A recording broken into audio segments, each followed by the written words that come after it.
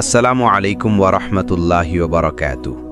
প্রিয় দর্শক, আপনাকে স্বাগত আমাদের চ্যানেলে সিরাতাত তাকওয়া, যেখানে আমরা কোরআন, হাদিস আর আল্লাহর রহমতের আলোকে জীবন বদলে দেওয়ার কথাগুলো শেয়ার করি। তাহলে আসুন আজকের হৃদয় ছোঁয়া আলোচনায় ঢুকে যাই।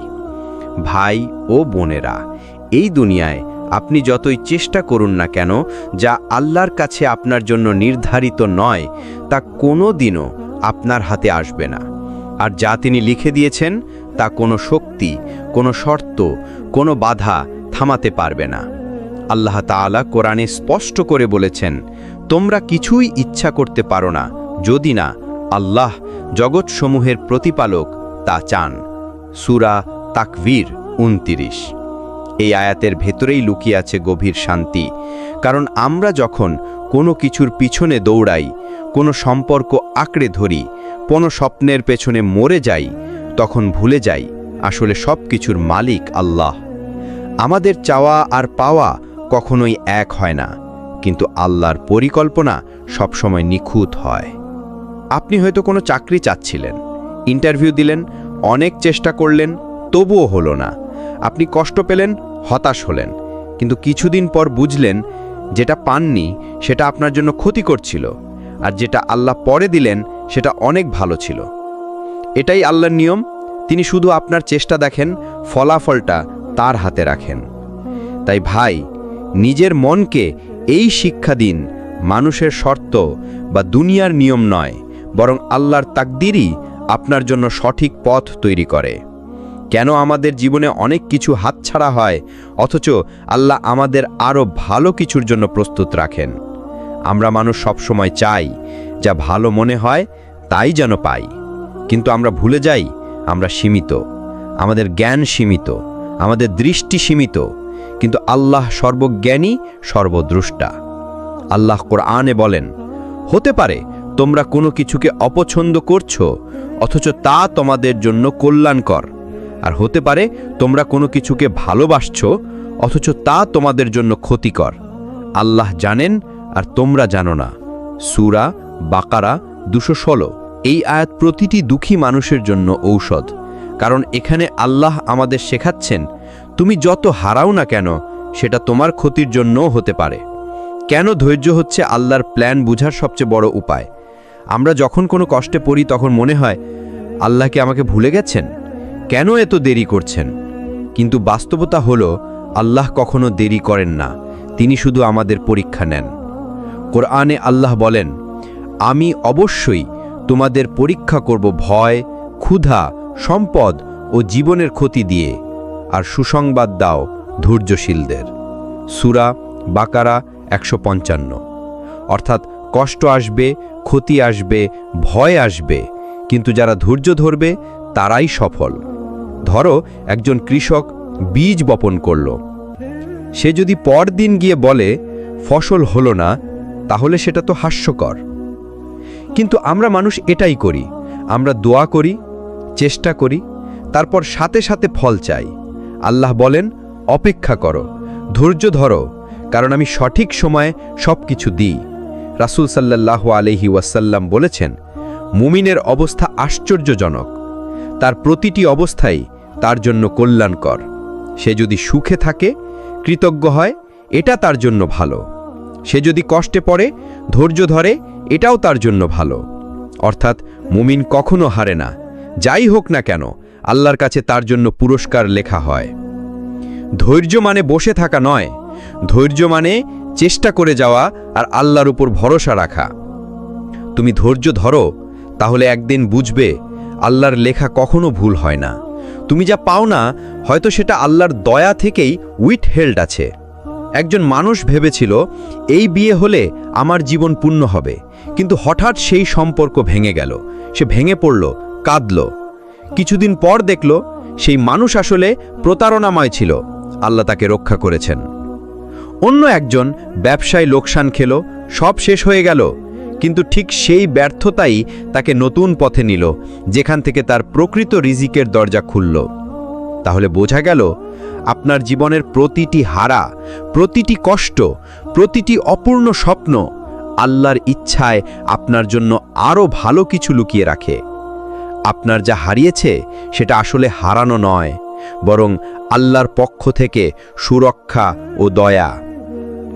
কেন আল্লাহ কাউকে দেরি করান, আর সেই দেরির ভেতরে লুকানো রহমত কি? আল্লাহর দেরির রহস্য। আমরা মানুষ সবকিছু দ্রুত চাই, আজ চাইলে কালই যেন পেয়ে যাই, কিন্তু আল্লাহর প্ল্যান ভিন্ন। তিনি জানেন কোন জিনিসটা কখন দিলে সেটা আমাদের জন্য কল্যাণকর হবে।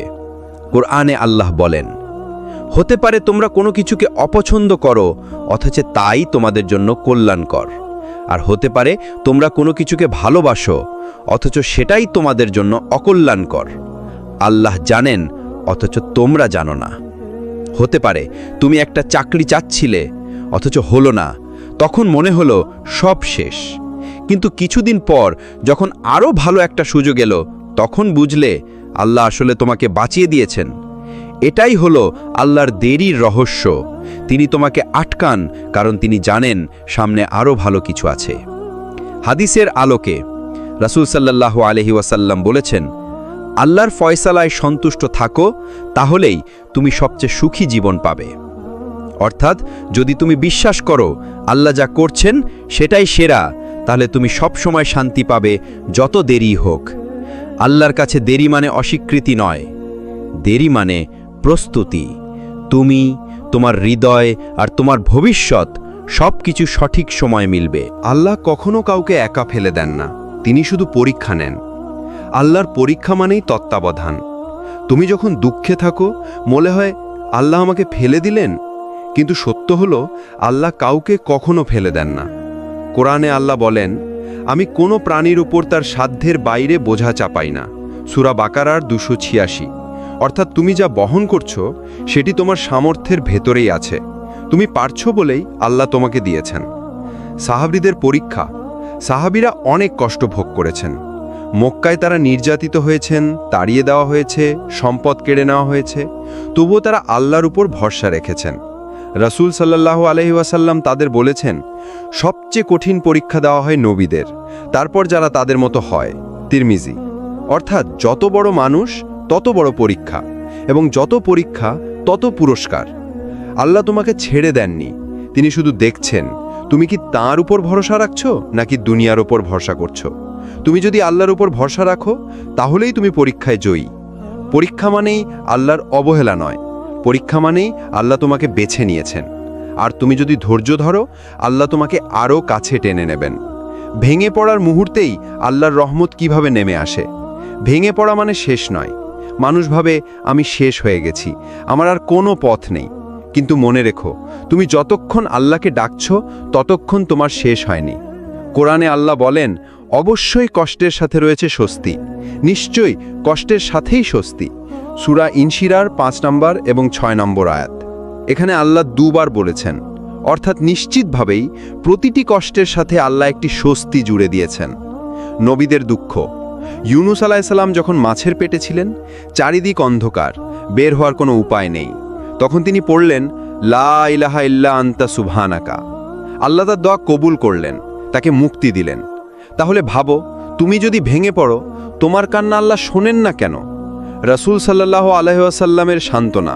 রাসূল সাল্লাল্লাহু আলাইহি ওয়াসাল্লাম বলেছেন, যখন বান্দা কাঁদতে কাঁদতে আল্লাহকে ডাকে তখন আল্লাহ বলেন, হে ফেরেশতারা, আমার বান্দাকে দেখো, সে জানে তার কোনো আশ্রয় নেই আমার ছাড়া। মুসনাদ আহমদ। অর্থাৎ তুমি যখন ভেঙে পড়ো আর আল্লাহর দিকে ফিরে যাও, তখনই আল্লাহ তোমাকে সবচেয়ে বেশি ভালোবাসেন। ভেঙে পড়া মানে হার মানা নয়, ভেঙে পড়া মানে আল্লাহ তোমাকে তার রহমত দিয়ে ঘিরে নিচ্ছেন। কান্না আল্লাহর কাছে অনেক দামি, তিনি সেই অশ্রু বৃথা যেতে দেন না। কেন আল্লাহর কাছে তোমার কান্না কখনো বৃথা যায় না? মানুষের চোখের পানি হয়তো অন্যর কাছে তুচ্ছ, কিন্তু আল্লাহর কাছে সেই অশ্রু অমূল্য। কোরআনে আল্লাহ বর্ণনা করেছেন এমন কিছু মানুষকে যারা কোরআন শুনে কান্নায় ভেঙে পড়ে, আর যখন তারা শোনে যে আল্লাহর কাছে অবতীর্ণ হয়েছে, তুমি তাদের চোখে অশ্রু গড়িয়ে পড়তে দেখবে। সূরা মায়েদার 83 নম্বর আয়াত। অর্থাৎ কান্না হলো ঈমানের আলামত। হাদিসের আলোকে রাসূল সাল্লাল্লাহু আলাইহি ওয়াসাল্লাম বলেছেন, 2 ধরনের চোখ জাহান্নামের আগুন স্পর্শ করবে না। 1, যে চোখ আল্লাহর ভয়ে কেঁদেছে। 2, যে চোখ আল্লাহর পথে পাহারা দিয়েছে। তিরমিজি। দেখো, এক ফোঁটা অশ্রু তোমাকে জাহান্নাম থেকে বাঁচাতে পারে। ভেঙে পড়ার কান্না, যখন তুমি আল্লাহকে ডাকতে ডাকতে কাঁদো, তখন সেই অশ্রু আল্লাহর কাছে সাক্ষী হয়ে যায়। সেদিন কিয়ামতে যখন সবাই হিসাব দেবে, তোমার সেই অশ্রু তোমার জন্য সুপারিশ করবে। কান্না দুর্বলতা নয়, কান্না হলো ইবাদত। আল্লাহর কাছে কান্না মানে আল্লাহর কাছে আত্মসমর্পণ।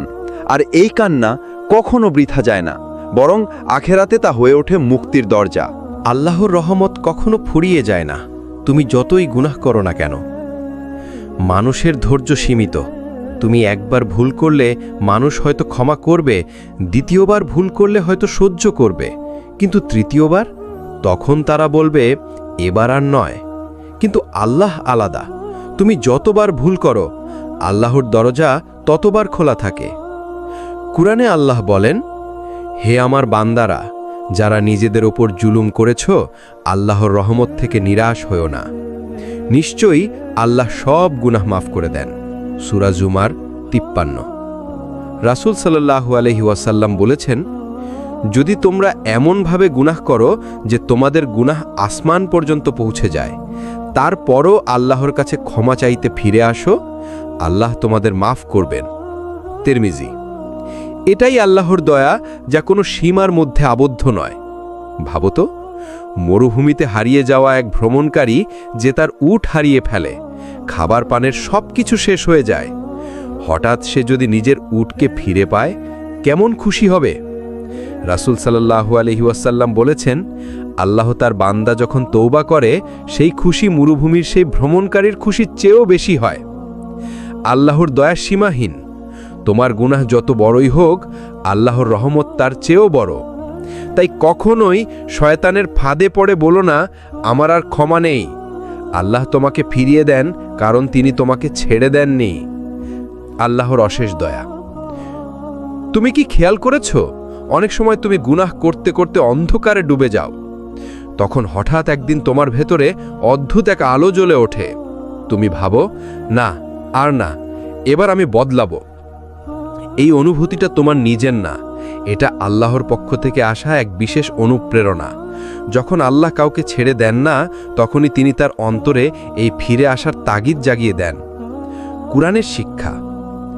আল্লাহ বলেন, যাদের জন্য আল্লাহ চান কল্যাণ, তাদেরকে তিনি দ্বীনের গভীর বুঝ দান করেন। সহিহ বুখারী ও মুসলিম। মানে আল্লাহ যখন চান তুমি সঠিক পথে ফিরবে, তখন তিনি তোমার ভেতরেই সেই তওবার আকাঙ্ক্ষা সৃষ্টি করেন। হয়তো তুমি ভাবো, আমি অনেক গুনাহ করেছি, আমার কোনো রাস্তা খোলা নেই। কিন্তু ঠিক তখনই একটি আয়াত তোমার চোখে পড়ে, একটি খুতবা তোমার কানে আসে, অথবা এক অদ্ভুত ঘটনা তোমাকে কাঁপিয়ে দেয়। এসব আসলে আল্লাহর পক্ষ থেকে একটি ডাক।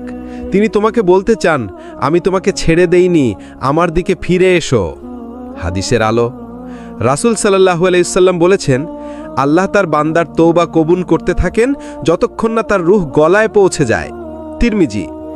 এর মানে যতক্ষণ তোমার জীবন আছে, ততক্ষণ আল্লাহ তোমাকে ডাকছেন, ফিরে আসতে বলছেন, তোমার হাত ধরতে চাইছেন। একজন মানুষ সমুদ্রে ডুবে যাচ্ছিল। সে চিৎকার করে বলল, হায়, কেউ কি আমাকে বাঁচাবে? ঠিক তখনই একটি নৌকা এসে তাকে তুলে নেয়। এখন ভাবো, তুমি গুনাহের সমুদ্রে ডুবে যাচ্ছ, আর আল্লাহ তোমার দিকে তার রহমতের নৌকা পাঠাচ্ছেন। কখনো কোনো ঘটনা দিয়ে, কখনো কারো পরামর্শ দিয়ে, কখনো এক টুকরো আয়াত বা হাদিসের মাধ্যমে। আল্লাহ তোমাকে এভাবে ফিরিয়ে দেন। আল্লাহ তোমাকে ছেড়ে দেননি। তওবা করার চিন্তাটাই প্রমাণ আল্লাহ তোমাকে এখনো ডাকছেন। যদি তিনি না চাইতেন, তবে হয়তো তুমি কখনো তওবা করার কথা ভাবতেই না। যখন মনে হবে সব দরজা বন্ধ, তখনও আল্লাহর দরজা খোলা থাকে।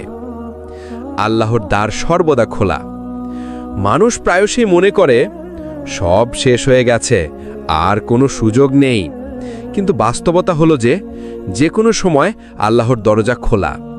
যখন তুমি হারা মনে করবে, আল্লাহ তখনই তোমাকে খুঁজছেন। কুরআনে আল্লাহ বলেন, যে কেউ আমার কাছে আসে, আমি অবশ্যই তাকে গ্রহণ করি। অর্থাৎ যতবারই তুমি ফেরো, আল্লাহ তোমাকে গ্রহণ করবেন। ধরো একজন শিশু ঘরে হারিয়ে গেছে, সে যতবার দরজা চেষ্টা করল, বন্ধ।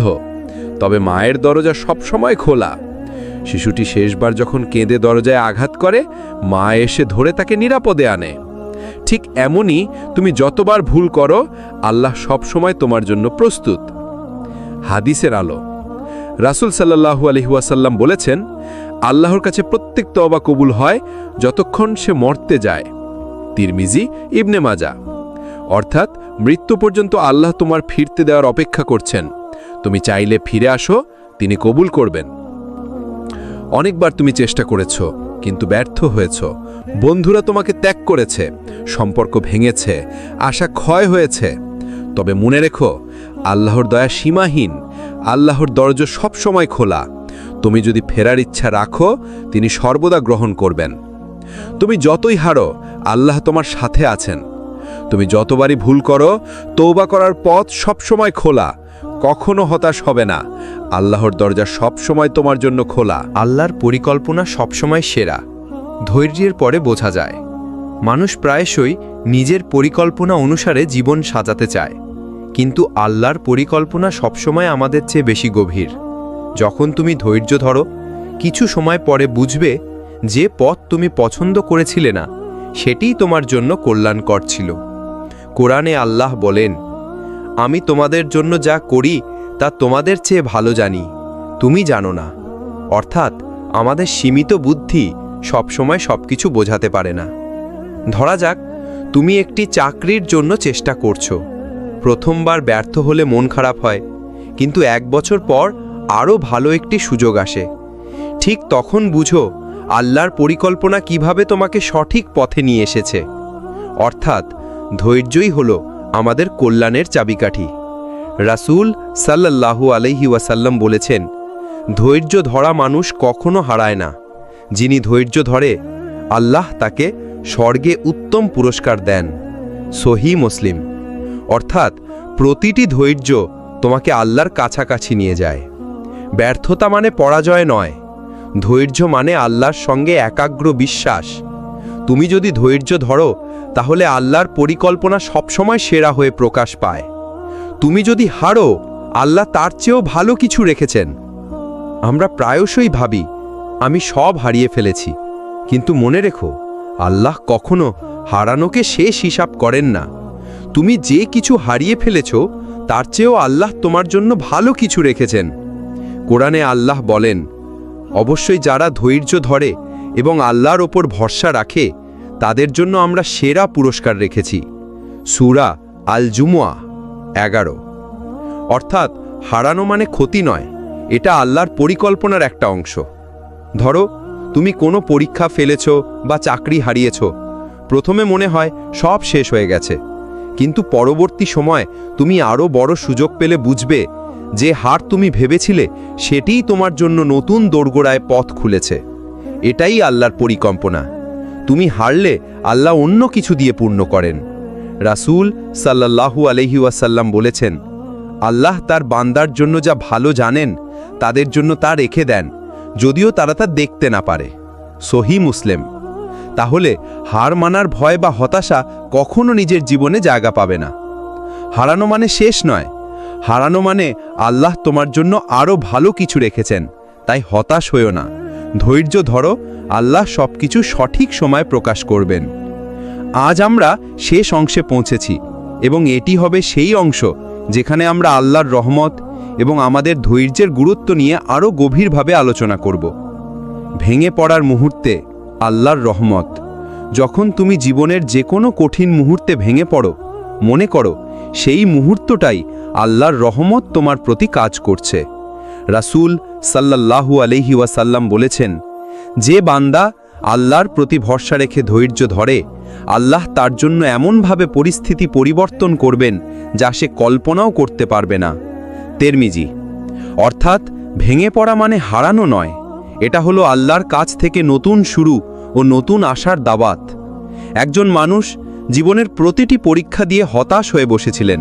তিনি মনে করতেন সব হারিয়ে ফেলেছেন, কিন্তু একদিন আল্লাহ তার পথে এমন একটি মানুষ পাঠালেন যিনি তাকে সঠিক পরামর্শ দিলেন। সেই পরামর্শই পরবর্তীতে তার জীবনে এক নতুন সফলতার দরজা খুলে দিল। আমরা অনেকে এই ধরনের ছোট ছোট চিহ্ন দেখতে পাই না, কিন্তু আল্লাহ আমাদের জন্য সবসময় পরিকল্পনা করেন। ভেঙে পড়া মানে শেষ নয়, আল্লাহ সবসময় আমাদের দোয়া শোনেন। প্রতিটি কষ্টের মুহূর্তে আল্লাহর রহমত আমাদের ঘিরে থাকে। ধৈর্য ধরো, কারণ আল্লাহ সবকিছু সঠিক সময়ে প্রকাশ করবেন। আপনি যদি এই ভিডিওটি পছন্দ করেন, লাইক দিন, কমেন্ট করুন, শেয়ার করুন এবং সাবস্ক্রাইব করতে ভুলবেন না সিরাত আত-তাকওয়া চ্যানেলটিকে, যেখানে আমরা নিয়মিত ইসলামিক শিক্ষা, নাসিহাত ও প্রেরণামূলক ভিডিও শেয়ার করি। পরবর্তী ভিডিওতে আমরা আরও গভীর ইসলামিক বিষয় নিয়ে আসব। আল্লাহ হাফেজ।